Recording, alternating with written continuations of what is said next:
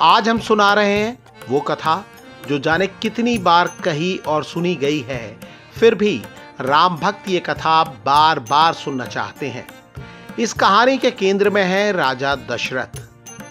गोस्वामी तुलसीदास महाराज लिखते हैं, अवधपुरी रघुकुल मनिराऊ, वेद विदित तेहि दशरथ नाऊ।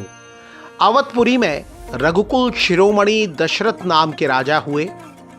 राजा दशरथ का नाम वेदों में विख्यात है। वो महान ज्ञानी, गुणशील और धर्म का पालन करने वाले थे। उन्हें धर्म धुरंधर कहा जाता था। राजा दशरथ का मन और बुद्धि भगवान विष्णु की भक्ति में लगी रहती थी। उनकी 3 रानियां थीं, कौशल्या, कैकई और सुमित्रा। तीनों रानियों का स्वभाव भी राजा दशरथ की तरह ही था। उनके राज में प्रजा बहुत सुखी और संपन्न थी। एक दिन राजा दशरथ को अपना एक सफेद बाल दिखाई दिया और उसी पल उन्हें लगा कि अब तक उनका कोई पुत्र नहीं है। राजा दशरथ उसी समय अपने गुरु वशिष्ठ जी के घर गए। गुरु को प्रणाम कर बहुत ही विनीत भाव से उन्होंने अपनी बात रखी। राजा दशरथ को परेशान देखकर गुरु वशिष्ठ जी उन्हें तसल्ली देने लगे। गुरु वशिष्ठ जी सब कुछ जानते थे। उन्होंने राजा दशरथ से कहा कि हे राजन, आप बिल्कुल परेशान न हो। आपके 1 या 2 नहीं, 4 पुत्र होंगे और इन पुत्रों का नाम सिर्फ पृथ्वी ही नहीं बल्कि तीनों लोकों में प्रसिद्ध होगा। आपके पुत्र दुखी, पीड़ित और भक्तों के हर तरह के भय को दूर करने वाले होंगे। गुरु वशिष्ठ ने राजा दशरथ को पुत्र कामेष्टि यज्ञ करने को कहा। गोस्वामी तुलसीदास महाराज लिखते हैं कि राजा दशरथ को धैर्य रखने की सलाह देते हुए गुरु वशिष्ठ जी कहते हैं, धरहु धीर होई हई सुतचारी। राजा दशरथ अपने महल वापस लौटते हैं और तीनों रानियों को बुलाकर पूरी कहानी सुनाते हैं। तीनों रानियां यानी कौशल्या, कैकई और सुमित्रा बहुत खुश हो जाती हैं। पुत्र कामेष्टि यज्ञ की तैयारी शुरू हो जाती है। गुरु वशिष्ठ ने पुत्र कामेष्टि यज्ञ के लिए श्रृंगी ऋषि को बुलाया और उनसे शुभ यज्ञ कराया। मुनिवर भक्ति भाव से आहुतियां देने लगे। यज्ञ से प्रसन्न होकर स्वयं अग्निदेव प्रकट हुए। अग्निदेव के हाथ में चरु यानी हाविष्यान खीर थी। उन्होंने राजा दशरथ से कहा कि गुरु वशिष्ठ ने जो विचार मन में लेकर आपको आशीर्वाद दिया वो अब सिद्ध होने जा रहा है। हे राजन, आप इस चरु को अपनी रानियों के बीच यथा योग्य बांट दीजिए। अग्निदेव ने राजा दशरथ को सारी बातें समझाईं और फिर अदृश्य हो गए। हाथ में खीर का कटोरा थामे राजा दशरथ बहुत प्रसन्न हो गए। प्रसन्नता इतनी थी कि उनके हृदय में समा नहीं रही थी। कोई भी उन्हें दूर से देखकर ही समझ सकता था कि वो कितने प्रसन्न था। गोस्वामी तुलसीदास जी महाराज लिखते हैं, अर्ध भाग कौशल्य ही दीना, उभय भाग आधे कर कीना। अर्थात चरु का आधा हिस्सा राजा दशरथ ने कौशल्या जी को दिया, शेष हिस्से के 2 हिस्से किए और उनमें से एक कैकई जी को दिया और अब जो खीर बची उसके भी 2 भाग किए और कौशल्या और कैकई के हाथ पर रखने के बाद सुमित्रा जी को दिया। कई कथाओं में आप ये भी सुनेंगे कि राजा दशरथ सुमित्रा जी को खीर देना भूल गए थे। तब कौशल्या जी और कैकई जी ने अपने हिस्से से उन्हें खीर दी। गोस्वामी तुलसीदास जी महाराज लिखते हैं, एहि विधि गर्भ सहित सब नारी, भई हृदय हर्षित सुख भारी। इस तरह तीनों रानियां कौशल्या जी, कैकई जी और सुमित्रा जी ने गर्भ धारण किया। तीनों रानियां और अवधपुरी के महाप्रतापी राजा दशरथ जाने कब से इस सुखद समय की प्रतीक्षा कर रहे थे। गुरु वशिष्ठ के आशीर्वाद और श्रृंगी ऋषि के कराए यज्ञ के बाद यह दिन आया। राजा दशरथ भगवान विष्णु के भक्त थे और अब साक्षात श्री हरि ही उनके घर पुत्र रूप में आ रहे थे। गोस्वामी तुलसीदास महाराज उस समय का वर्णन करते हुए कहते हैं, जा दिन ते हरि गर्भ ही आए, सकल लोक सुख संपत्ति छाए। जिस दिन से भगवान विष्णु कौशल्या जी के गर्भ में आए उसी दिन से सभी लोकों में सुख और संपत्ति बढ़ने लगी। राजा दशरथ की तीनों रानियों के महलों की शोभा बढ़ गई, हर दिशा प्रकाशवान हो गई, हर तरफ प्रसन्नता का माहौल दिखने लगा। दुख और तकलीफें अपने आप ही गायब होने लगी। ऐसा लगने लगा जैसे कि कोई अद्भुत घटना होने जा रही है जिसने कष्ट, चिंता, रोग, द्वेष और वैर भाव को पूरी तरह खत्म कर दिया है। समय के भी मानो पंख लग गए और फिर वो अवसर भी आ गया जब काल की गणना प्रभु के अवतार लेने के अनुकूल हो गई। इस गोस्वामी तुलसीदास जी महाराज श्री रामचरितमानस में कहते हैं, जोग लगन ग्रह बार तिथि सकल भय अनुकूल, चर अरु अचर हर्ष जुत राम जन्म सुख मूल। यानी योग, लग्न, ग्रह, वार और तिथि सभी अनुकूल हो गए। हर किसी को आभास था कि प्रभु आ रहे हैं। भगवान श्री राम जन्म लेने वाले हैं। जड़ हो या चेतन, सभी खुशी से फूले नहीं समा रहे थे। कारण स्पष्ट है, भगवान श्री राम का जन्म लेना ही सभी सुखों के मूल में है। गोस्वामी तुलसीदास जी महाराज लिखते हैं, नौमी तिथि मधुमास पुनीता, शुक्ल पक्ष अभिजित हरिप्रीता, मध्य दिवस अति शीत न घामा, पावन काल लोक विश्रामा। वो पवित्र चैत्र माह की नवमी तिथि थी। शुक्ल पक्ष था, मुहूर्त भगवान का प्रिय अभिजीत था। मध्याह्न का समय था, न बहुत सर्दी थी और न बहुत ताप। समय पावन था और उस समय हर कोई शांति की अनुभूति कर रहा था। ठंडी सुगंधित हवा धीमे धीमे बह रही थी। देवता प्रसन्न थे और संत बड़े चाव से इस क्षण की प्रतीक्षा कर रहे थे। वनों में फूल ही फूल खिल गए थे। पर्वत मणियों की चकाचौंध से जगमगा रहे थे। सारी नदियों में पानी की जगह मानो अमृत धारा बह रही थी। संसार के रचयिता ब्रह्मा जी भी समझ गए कि अब भगवान के प्रकट होने का समय आ गया है और सारे देवता अपने सजे हुए विमानों में विराजमान होकर चल दिए। देवताओं का समूह आकाश में जुट गया।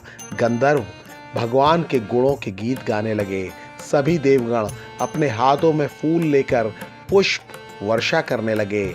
आकाश में दुंदुभी बजने लगी। नाग, मुनि और देवता भगवान की प्रार्थना गाने लगे। गोस्वामी तुलसीदास जी महाराज लिखते हैं, सुर समूह विनती करी पहुँचे निज निज धाम, जग निवास प्रभु प्रगटे अखिल लोक विश्राम। भगवान की विनती करने के बाद सभी देवता अपने धाम चले गए।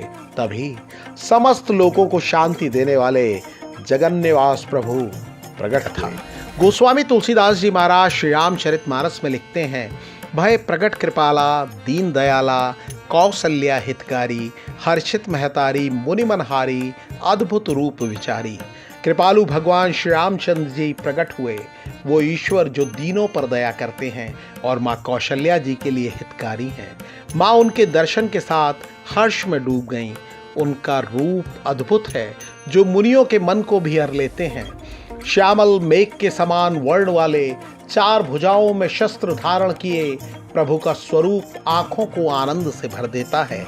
उनके गले में बनमाल है और वो आभूषण पहने हुए हैं। उनकी बड़ी बड़ी आंखें हैं।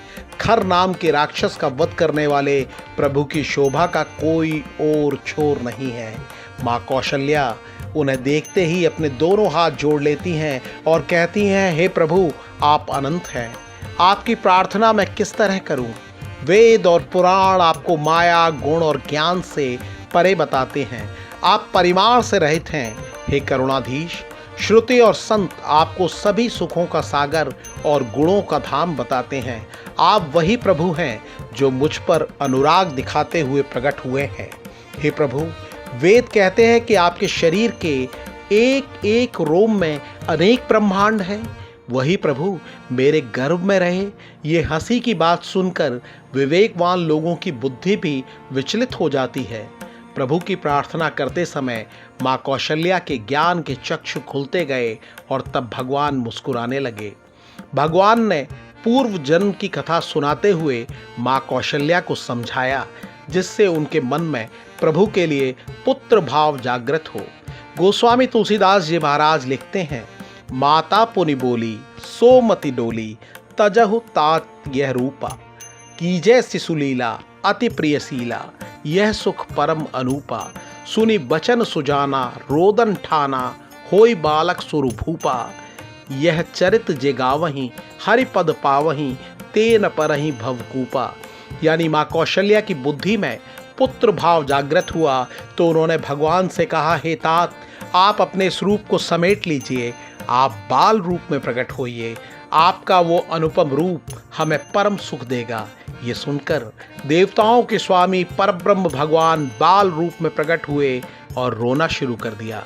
गोस्वामी तुलसीदास जी महाराज कहते हैं कि भगवान के जन्म के इस प्रसंग को सुनने और गाने वाले लोग हरि चरण में स्थान प्राप्त करते हैं, वो इस संसार रूपी कुएं में नहीं गिरते था। गोस्वामी तुलसीदास जी महाराज लिखते हैं, विप्रधेनु सुर संत हित लीन मनोज अवतार, निज इच्छा निर्मित तनु माया गुण गोपार। भगवान विष्णु ने विप्रों, गायों, देवताओं और संतों के हित के लिए मानव रूप में अवतार लिया। उनका दिव्य शरीर उनकी स्वयं की इच्छा से बना है, वो माया और इंद्रियों के परे है। रानियों ने बच्चे के रोने की प्यारी आवाज सुनी तो दौड़ी चली आईं। महल में काम करने वाली दासियां भी प्रसन्नता में इधर उधर दौड़ने लगीं। बालक के जन्म की सूचना मिलते ही अयोध्यापुरी के सभी निवासी आनंदित हो गए। राजा दशरथ ने जब पुत्र जन्म की सूचना सुनी तो ब्रह्म आनंद जैसी अनुभूति होने लगी। बच्चे के प्रति प्रेम भाव जागृत होते ही उनका शरीर पुलकित हो गया। वो खुशी के मारे उठना चाहते थे, लेकिन उन्होंने बुद्धि को स्थिर करते हुए खुद को रोका। जाकर नाम सुनत शुभ होई, मोरे गृह आवा प्रभु सोई। राजा दशरथ ने सोचा, जिनका नाम सुनते ही शुभ होने लगता है, मेरे घर वही प्रभु आए हैं। उन्होंने सेवकों को आज्ञा दी कि साजिंदों को बुलाया जाए और बाजे बजवाए जाएं। राजा दशरथ ने एक दूत को मुनि वशिष्ठ को सूचना देने के लिए भेजा।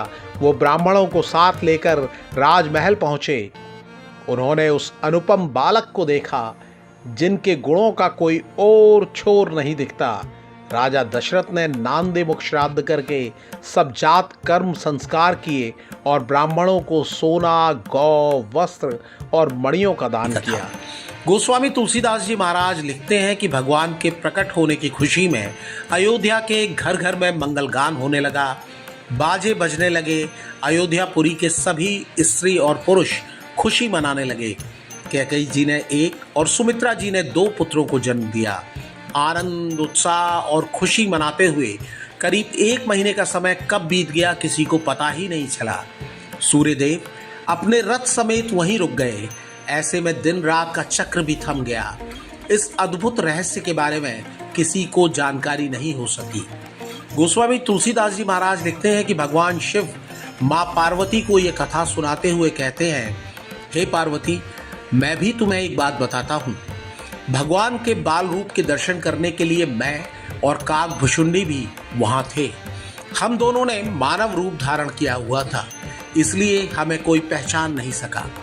हम दोनों अपने तन मन की सुध भूले हुए थे, मन ही मन प्रसन्नता का अनुभव कर रहे थे।